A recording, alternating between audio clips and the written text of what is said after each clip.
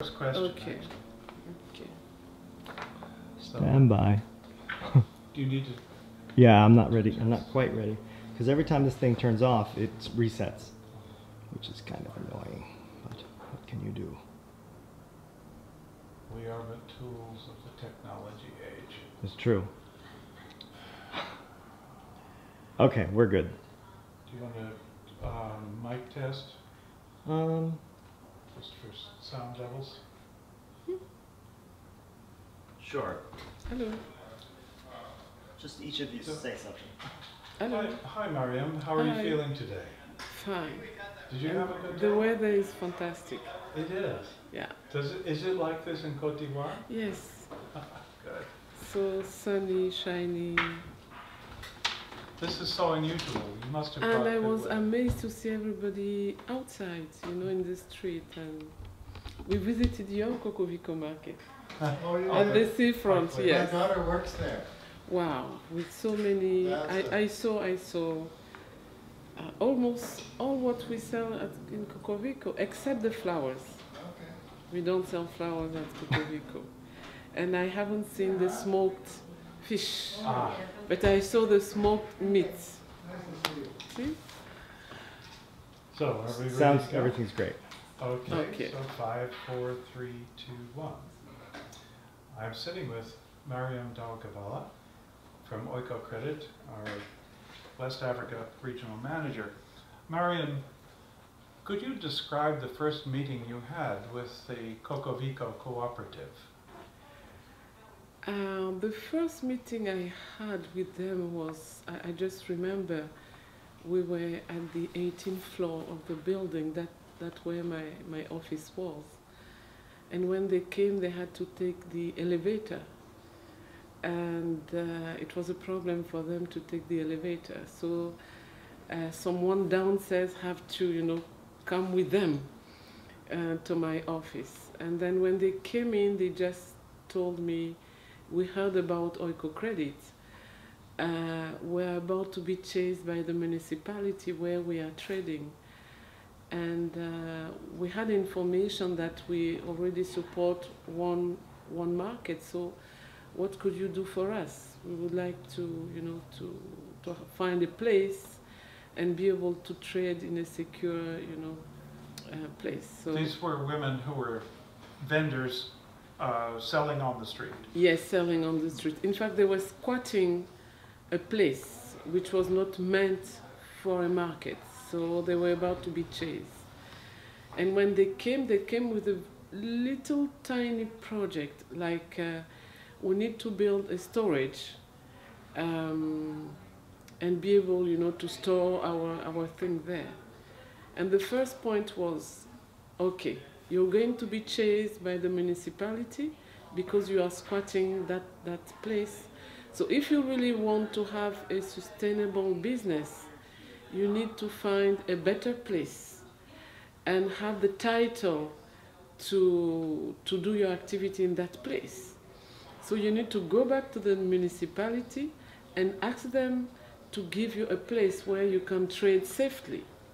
So it was already the first step, So they went to the municipality, and of course we have to accompany them because, to coach a little bit the discussion, etc. And then they found that there were a place not far to where they were trading that were meant for a market, but a market built by the municipality itself. So the idea was, okay, instead of building you a market as a municipality, could you just rent that place to us as women so that we can, do our business there? And then it was a very long discussion, because I do remember that the municipality says we need good investment, we need important investment, and all these things. And then the woman turned back to us and said, what could we do? We have no money to build, important, infrastructure, etc. And so the point was, okay, let us see if your business is profitable. Then we can support you to have the market, And they couldn't believe, because it was like, it's a dream. We've never been able to have a loan of more than 10 million. 10 million is how much? About maybe 5,000 US dollar. So we don't know how we can really build that market. So we told them the most important for us as Oikocredit is that your business is sustainable, and then we can, we can come with you. So at that stage, we hire a consultant who stay with the women for 3 months and try to put on paper all the data of their business, at least to show if the business was, profitable. And then we were all, I don't know how to say it, amazed by the amount of money that was, circulating in the hand of these women. Even themselves, they were amazed. Oh, is it all this money, we are dealing with? Yes, of course. So after that, then we asked the consultant to do a feasibility study for them to be on on another market. Then one, let's say, hard point was we needed to find an architect who was going to build, to draw the plan of the future markets. The women will approve, and that would also be, in the frame of what the women can handle. And how could we have an architect who wanted to help support the women and be paid after they get the loan? That was also another issue. So we, as Oikocredit, we work with an architect in building a market in Mali. So we asked him, would you like really to support these women, to do all the plan and be paid after? It may take 2-3 years, we don't know. And he decided, yes, I will be happy to, to accompany them. So we draw the plan. And then for the women really to think that it's their market, we ask the architect to show the plan to the women.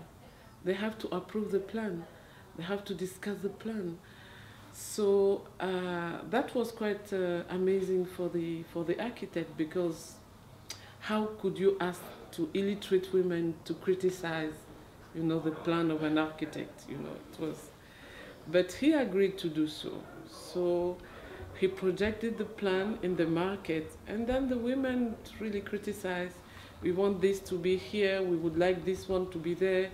Please, we would like to have more than 1 meter, a square meter, for our tomato, trading. And we would like the corridor to be bigger, so that we don't need to, to push each other, to. So he accepted to revisit his plan and to make it how the women wanted to be. And then we decided, I proposed to the women of Cocovico, could you accept that your market be a kind of environmental friendly, so that we put solar energy? That was a great point, they say. I need to pause you because Okay. there's something weird with the microphone. I gotta plug it directly in. Hold your thought. Thanks. Did you get a decent Oh yeah, sound yeah. feed? It's fine. It's just a little bit buzzy because I've got this this wireless thing going. It's not going great. But yeah, no, I got it. Okay. As you were. Are we rolling? Yeah, we're rolling. So I proposed them to have like a pioneer market by using solar energy. And that idea didn't pass, because they say, oh, this is our market, we want it to be modern, we want to show that we really, we are there, we really get it. So solar energy, no, it won't, no, we just cannot, just to, this little story, just to show that, first of all, we need the women to decide themselves what they want. Even if we think that solar energy was good, they were not ready to accept solar energy. And solar energy was not what would have shown how they were successful. That's what they thought.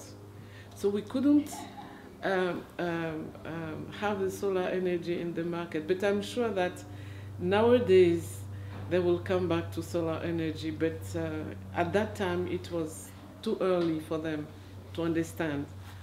What was the length of time that it took from the first meeting that you had to the successful completion of the market? It took almost 5 years. Why? Because we started the discussion, we brought the consultants, and then what happened was that the war started. In 2002, we started discussion in 2000. And 2002, the war started. So we have to stop because it was unusual for us. It was a very risky environment. We didn't know how, what the time, you know, the war will last. So we decided not to finance, you know, too much. So it took us almost 1 year, two or three, without, you know, dealing with the women. Then they continued to, you know, to do their business. They continued to write, you know, every single revenue and cost, so that at least they could have a financial statement. And in 2004, the woman, Mrs. Botti, she heard that I was going to Senegal to meet with the the director of loan and investment, because we were about to open an office in Senegal. And she decided to flew from Abidjan to Dakar just to meet us. And she found us at the hotel, just to tell to Eric Heinen at that time, I know that you are afraid because there is a war, but I can tell you that whatever will happen, people will need to eat. So the market will survive the war. So I beg your pardon, just trust on us. This market will succeed. Because there is no way people will not, you know, want to, you know, to have food. I think it was an emotional meeting with Eric, because when he came back, he told to the credit committee, I think we should try with these women because they are so powerful and trustful, you know. And then we rush on, you know, making the project. We call it the APT. It's all the writing of the project, the financial statement, everything was ready. And the project's called High Risk. Of course, the environment, the women were illiterate. We didn't have, you know, track record because it was financial statement that was coming in. So the project needed to go to the board because it was high risk. And Eric accepted, you know, to push the project to the board. So when it reached the board for approval, I do remember the board was skeptical. It was a large amount of money. It was 1 million euro at the beginning. And you know, here in the US or in Europe, before you build, how you say it, you construct a building, it has to be sold out before you build. But this was the reverse side. We have to build it before the women come, because they didn't have the revenue to pay in front, you know, we call it the pas de porte for this market. So they have to build it, you know, slowly, year by year. So it was difficult for the board to understand that we're going to invest 1 million euro and nothing was sold out, you know, before we start. So it was also a learning process for them to understand that in that part of the world, this is how it is. So finally they accept to finance, you know. But before they finance, they told us, okay, we need a bank to come with us because this is a very risky project. So if banks are in Côte d'Ivoire, then a bank should come with us to share the risk. But the point is, banks in that part of the world are not there or meant for poor people. They are there to accompany the European industry, so they couldn't understand that risk. So no bank was, you know, coming with us. It was unbelievable for them. And they are just for middle class, not for poor people. And the middle class for us, it's even not half, you know, half the population. So we have to go back to the board and say, okay, we are sorry. Either we do it alone or we forget about the project. And then they decided to take the risk and finance the project. So we start with that €1 million. And the loan was granted in 2004.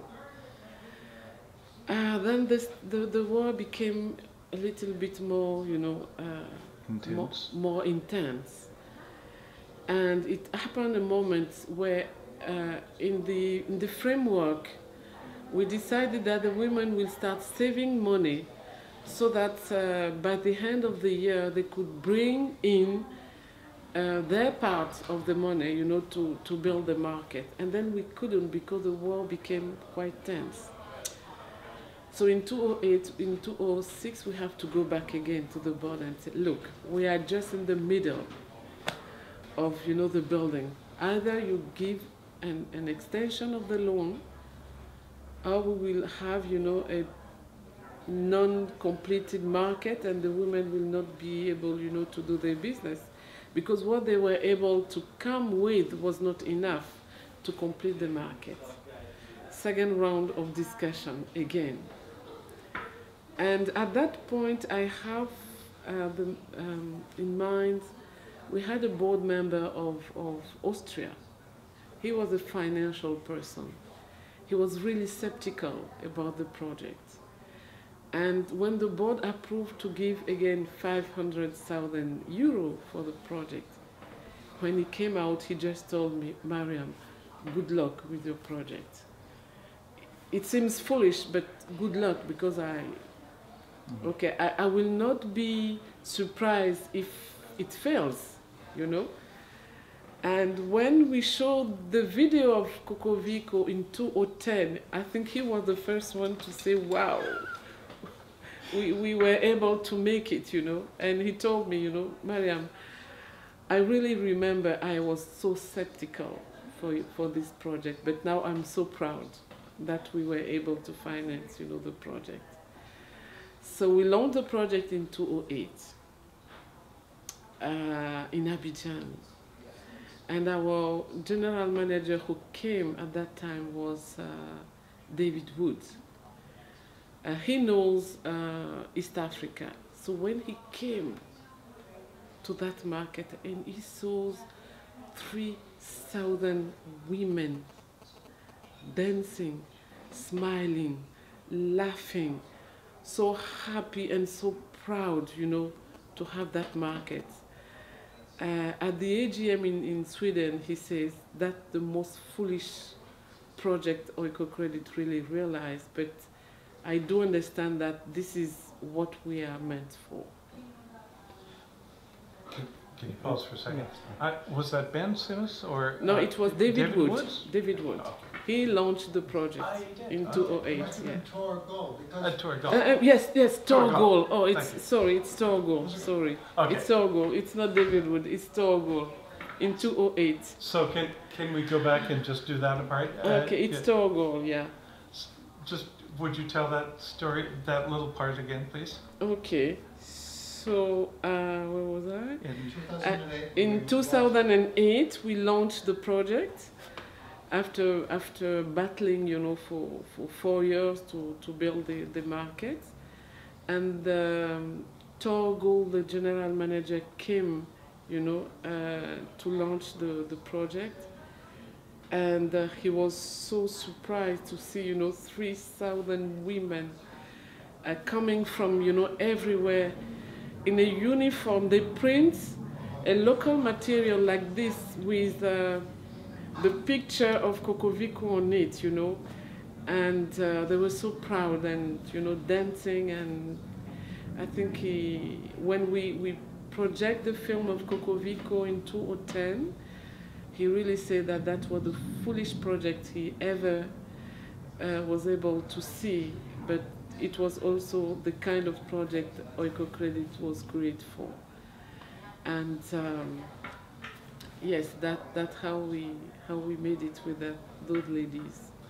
Thank you very much, Mariam. You're welcome. I'm going to pause for a second. David, I know that guests are arriving and so forth, but would you like to pose a question and invite? No, I think Yeah. it's great. You're not going to be able to do much with talking heads, people. I know. lose their We'll. attention. This is great. I know. We'll have to edit, but Afterwards, after it was up, wasn't there a story about the impact of the war? Yeah, yeah. Are you ready for I will a second? Yeah, sure. Okay, Okay. I will talk about it. Okay. So The impact of the war. After- It was, yeah. yeah. I'll just wait for Yeah. Richard. We're good. We're good. After the war, starting again.